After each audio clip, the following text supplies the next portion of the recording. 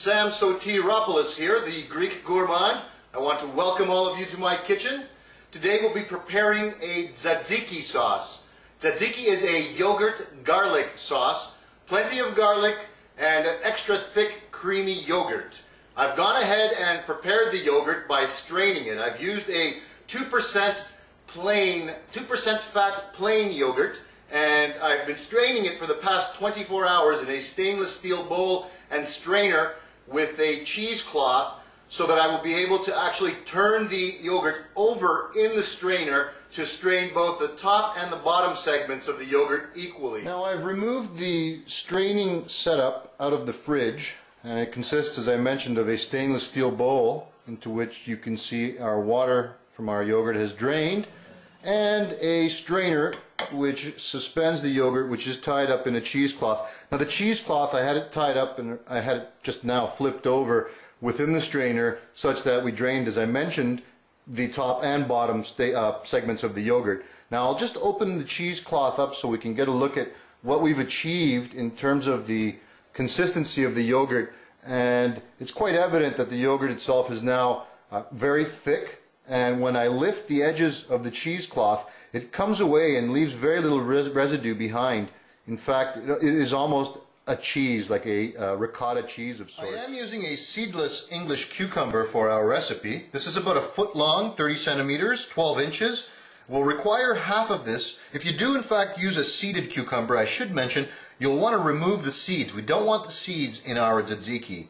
They bring along a little too much moisture and their texture is not what we're looking for in our final product. So if you do have a seeded cucumber on hand, simply slice it vertically and horizontally along its lengthwise there, and you'll have 4 wedges left, and then just shave away the center seed system. You'll want to get rid of that entirely. It's of no use to us in our recipe. This is about a foot long, this cucumber. We're going to require half of it, or about 6 inches, about 15 centimeters. And I'm just going to go ahead and slice the cucumber in half for use in our recipe. And I'm going to proceed to peel our cucumber. Now the next step is the grating of the cucumber. We do want to grate it and then dry it out as much as possible. So I'm going to grate it on a paper towel over top of a plate, and I'm using the large holes on the grater. I don't want it too fine. I still want a little bit of the cucumber texture in my tzatziki when I'm done. So simply grate it in the traditional up and down grating fashion. When I lift this away, you'll be left with the pulp here, and of course the pulp is very, very moist. We want to ensure that we drain the moisture out of this pulp as much as we can before we add it to our yogurt. Wrap the pulp, the cucumber pulp, in the paper towel, and you'll notice again that there's quite a bit of water coming out of this, and it has broken on me, so you'll have to be careful when you're doing this. You do not want it to break. I'm going to squeeze as much of the moisture as I can right now out of it. Just discard this water. Now we're back here. I am going to need another paper towel, so I'll get another paper towel out and I'll simply open this one and dump the pulp into a fresh paper towel.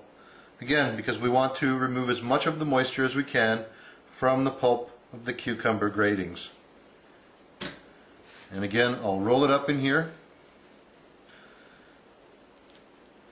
and I'll squeeze it. So there's one further step that I always take before actually using the cucumber pulp, the gratings, in my tzatziki sauce, and that is to take a clean towel, a kitchen towelette, and I'm just going to simply take that pulp out of the paper towel and just place it in the kitchen towelette, the cloth cotton kitchen towelette.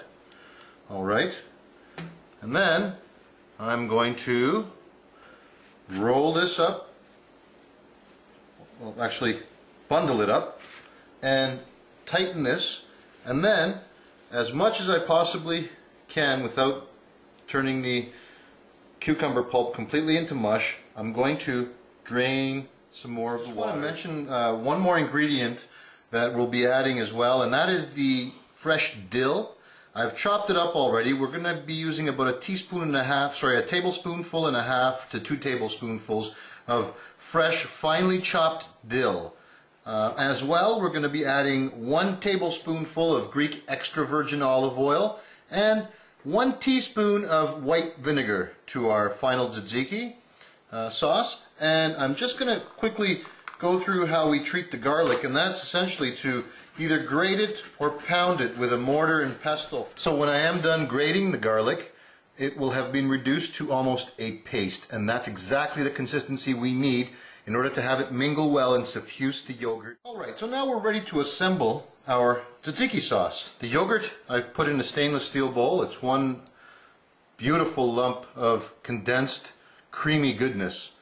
And our cucumber has definitely had most of the moisture extracted, such that we're left with mostly flesh, and that's a great thing. So we're just going to dump our cucumber right into our yogurt, at which point we're going to add all the rest of the ingredients, including the extra virgin olive oil,